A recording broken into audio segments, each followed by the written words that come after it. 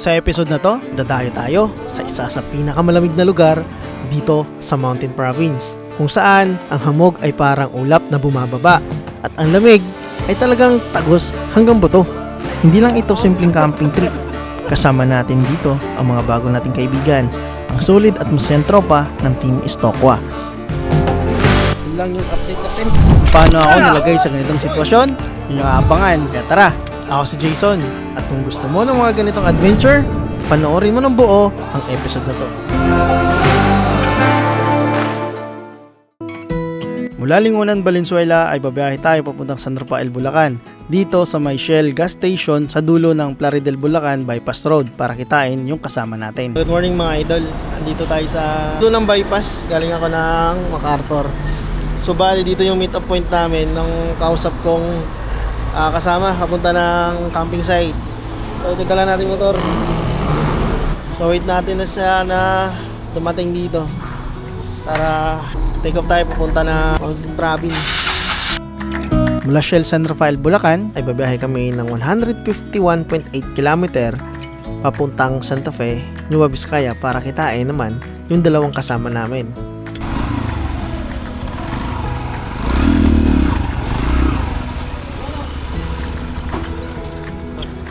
Sir, Jason. Russell.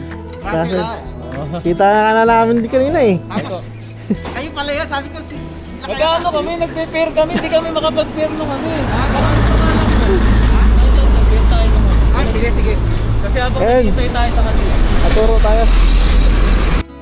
Mula 7-Eleven dito sa bayan ng Santa Fe, Nueva Vizcaya, ay babiyahe kami ng mahigit 112.5 km papunta naman ng Banawe.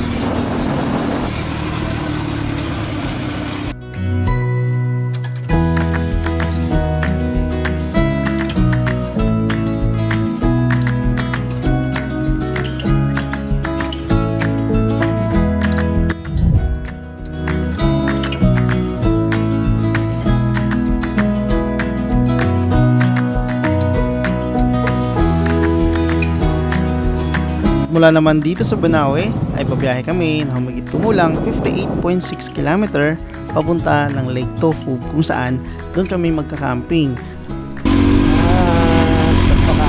At bago kami dumiretso doon ay kinakailangan muna namin mag-stop over para kumain ng tanghalian dahil sa mga gutom na kami. Tapos natin kumuha ng kanin. Dito naman tayo sa mga condiments. Ba tayo ng kutsara.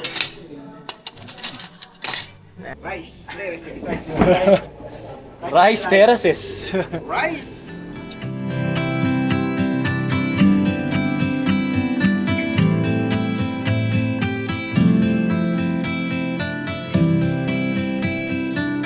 Bago pala kami dumiretso ng Lake Tofu ay kumaan muna pala kami ng bayan ng Buntok para bumili ng mga kakailanganin pa sa camping.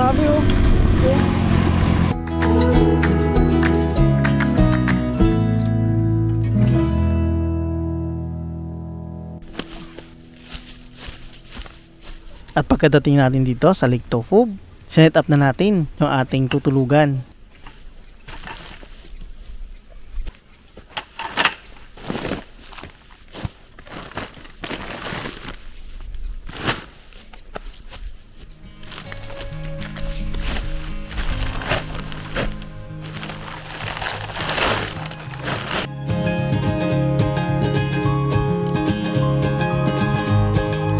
Sa mga nagtatanong kung anong tent ang ginamit natin dito, ito ay ang MH100 Fresh and Black na galing sa Decathlon na good for 3 person.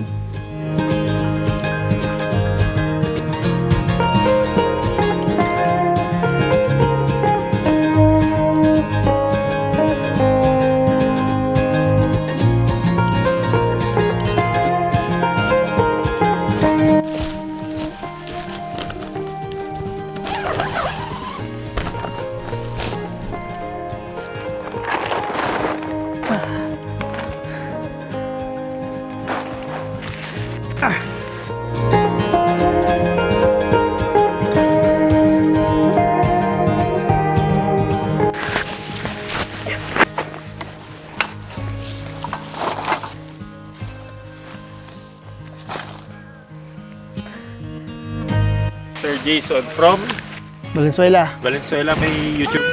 Meron. Anong YouTube? Jason Lumactod. Jason Lumactod. Oo. Follow nyo guys. Lagay ko na lang dito yung ano niya. Alam nyo din ako guys ha. Parang gusto kong itagilid to. Guys, ano nangyari sa camera mo? Dito, tangin lang.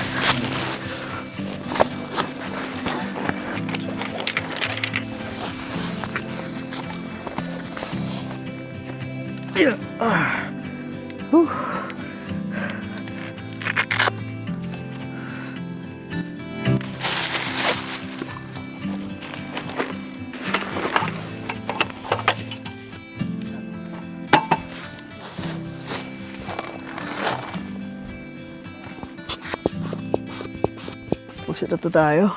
At magluluto siguro tayo mamaya ng sinabawang chicken. Ito.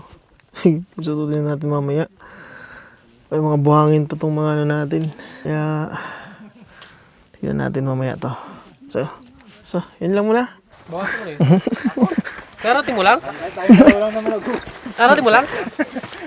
Papakap na kami. Puwi na kayo? Okay. Dalawa lang yung nakakonect.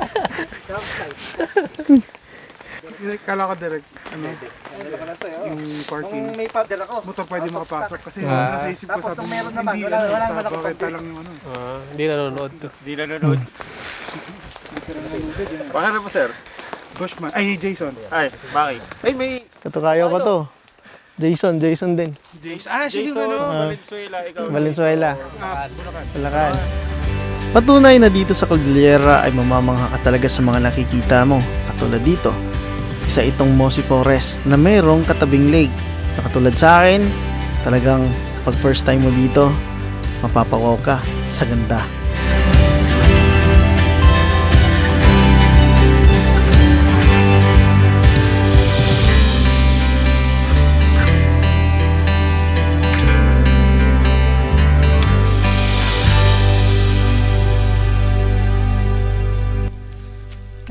Ay pupunta. Grabe dito guys. Parang may ano eh.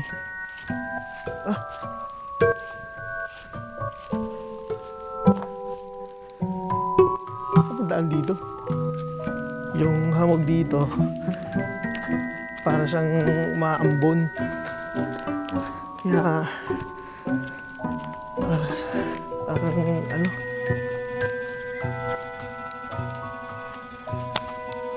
tayo ay mag-iigib ng pang banlaw.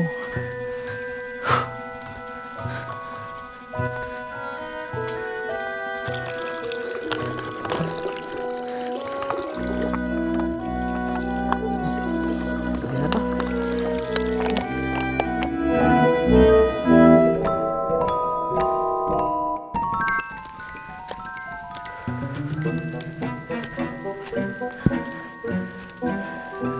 Mossy Forest.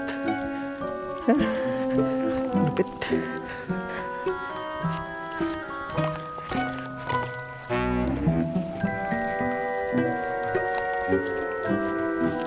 Ayan, nakabalik na tayo dito sa campsite. Diyan kami, oh. Ang ganda pa yung sandala dyan, oh. May mga dahon puno. Oh, yung helmet ko. Intercom ko. Din masusubok kung gaano ka waterproof ang Redcon Intercom. Ayun, oh. Alright. Ito tayo, pre. Pag hugas-hugas, saan ba natin to pwedeng ay, dito na lang, pre. Sabit na lang to. Wag ka lang bumigay. See? Kaso ang taas ah. Pwede na to, no? Oh, lamig. Yan, oh. Set up. Yan, pwede. Kaso mababasa yung ano mo. At nung matapos na ma-set up ang mga tent namin, ngayon, lulutuin naman natin yung nabili natin chicken kanina. Tayo dito sa tangon. Tayo dito paminta, luya, sibuyas, at ang mahiwagang manok. Asin natin. At sa mga oras na to, ay nagyaya na si Derek na kumain. Kaya ang ginawa natin, tinapos na muna natin na hiwain itong chicken, tapos mamaya pagbalik, lulutuin na natin. At pagkatapos nga natin hiwain yung chicken, ay pumunta na tayo doon sa isang tent para samahan na kumain sila Derek. Bulakan na Bulakan yan. Bulakan yan eh. Bitin naman yan. Ng buntok. Hindi ko pa nakikita. Yung ganisa. Ang pinali ko yan eh. Sarap. Sarap yung ganisa, Jet. Sarap no, hindi mo na kailangan ng suka kahit Oo, ng hindi na. sausawan. Tama. Mm. Yun na yun eh. Oo. Maano na siya, malasa, umami. Dami ano, May may alat. asin. Oo. Alat, asin. May kanin pa yun sa loob eh. So yung Ang tulok ba? pagkatapos nga namin kumain ay binalikan ko yung manok na niready ko kanina para lutuin na.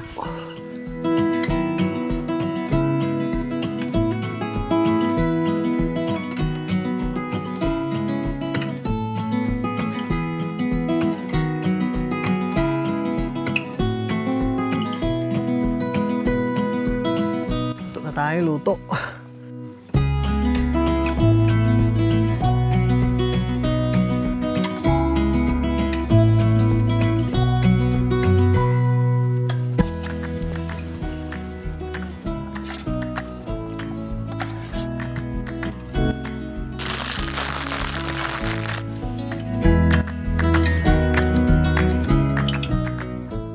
At bago kami matulog, nagtipon-tipon muna kami dito sa kubo. Nagsindi kami ng bonfire para kahit papano maibisan yung lamig na nararamdaman namin. Parang alam ko, yung kapatid ko may tent, tapos hindi ginagamit. So tinry ko, sa bahay muna. Tapos, dinala ko sa Maliko. Dalawa kami ng anak ko. Eh, umuulan pala pag gabi. Di ba na pumasok yung tubig dun sa tent.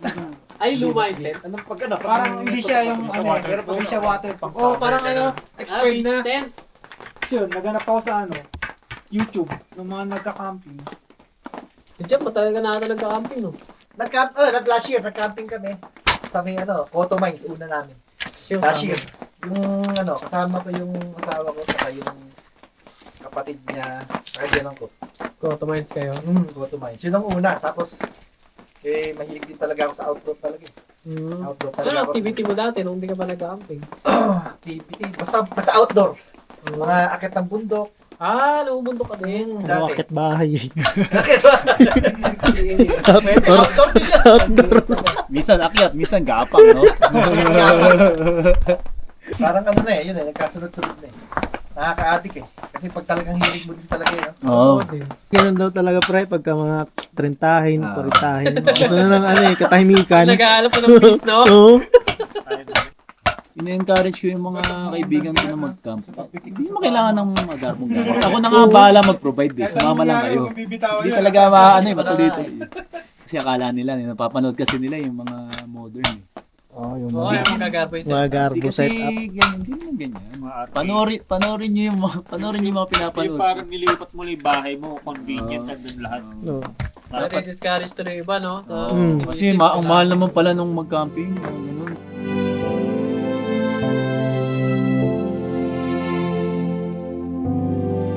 Sa gitna ng malamig na hangin, tahimik na paligid, at tunog ng kahoy na nasusunog, doon mo marirealize na hindi lang pala ito simpleng camping, kundi isang alaala na habang buhay namin nadadalhin.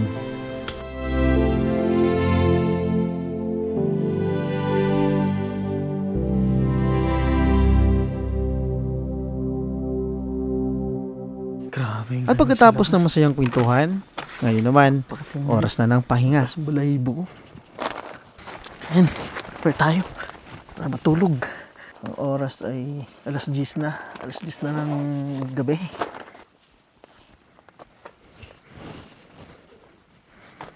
Oh.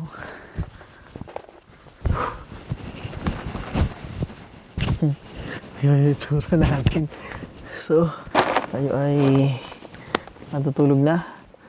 So, bukas naman. Let's tayo bukas. Right.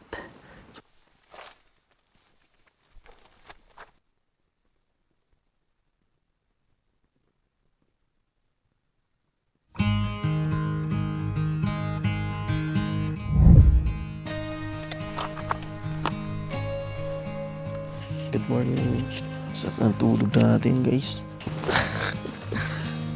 Sobrang lamig dito. Oras pala natin ngayon ay mag-alas 7 na ng umaga. Sige natin ay gising lang. Ito yung tulugan ko. Yan, nalagyan ko ng sapin pa. Taas yan. Ito. Lamig. Yan, 6:58 umaga.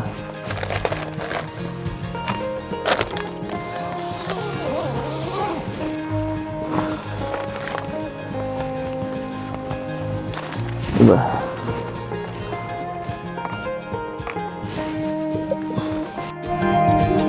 At pagkagisingan natin ay agad tayo lumabas sa tent para masilayan ulit kung gaano kaganda ang lugar na to.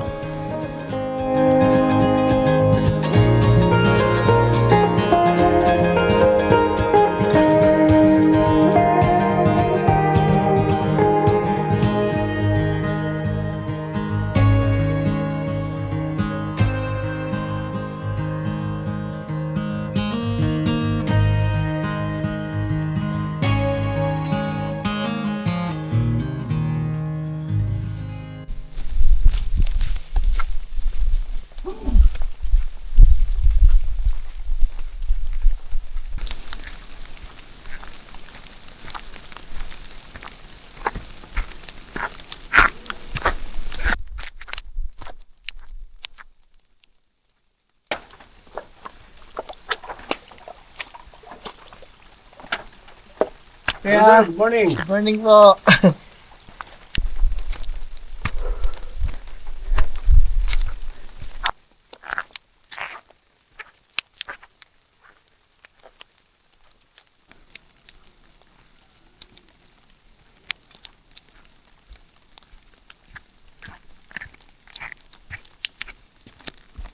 At pagkabalik natin dito sa kubo, ay ininit natin ulit yung niluto natin chicken kagabi.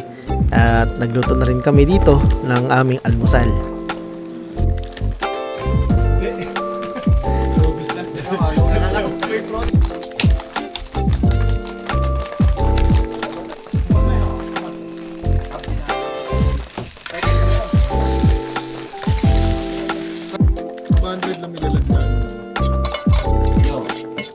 Ah.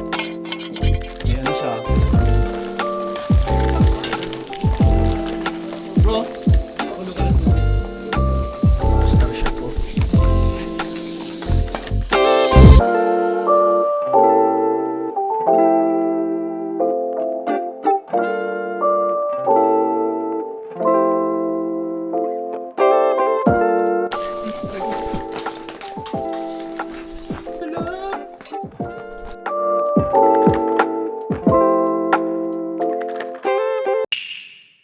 Pagkatapos namin kumain ay merong inihandang palaro si Direk Gino.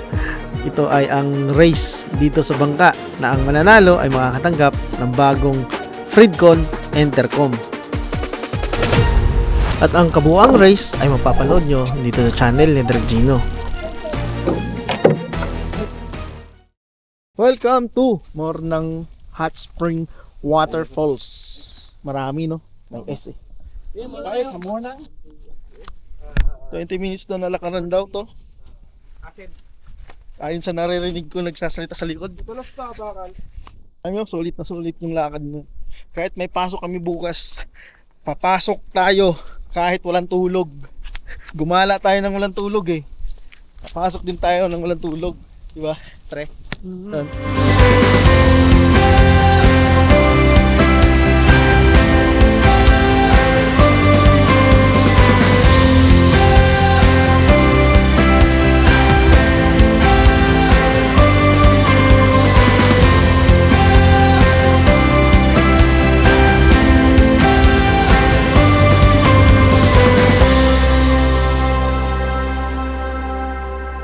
So ayan, nandito na kami mismo sa pana ng falls. Grabe oh. Hindi. Ganda. Uy, mainit na dito. Dito yung mainit. Mainit siya guys. Ayan oh. Mainit siya, mainit. Dito nyo, yung malaking falls. Tapos ito naman, ito yung nanggagaling yung mainit. Ayan, kung mapapansin nyo, umuusok siya.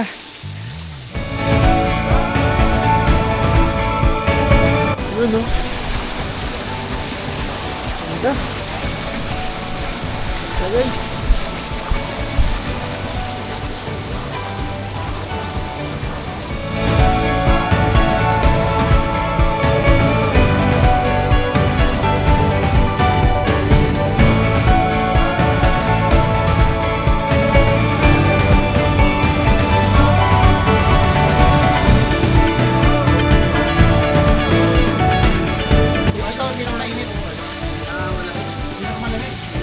Ano baliktad yan? Kala ko na ako sa'yo eh.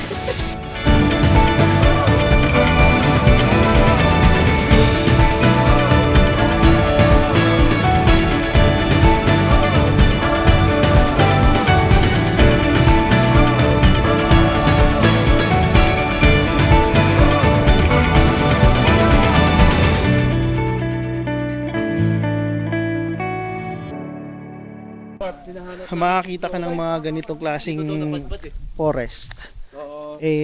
Doon lang talaga sa mga malalamig na lugar. Tipong parang bibihira lang yung sikat ng araw. Mas marami yung maulan. Ito, mahamog. Yun. Sigurado yan, meron yan. At dito, hindi ko napansin na madulas pala yung dinadaanan natin. At ito ang nangyari sa atin. Okay. So, yun lang yung update natin.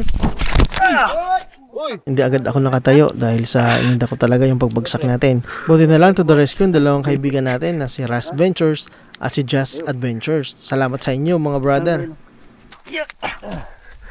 Tang inang yan.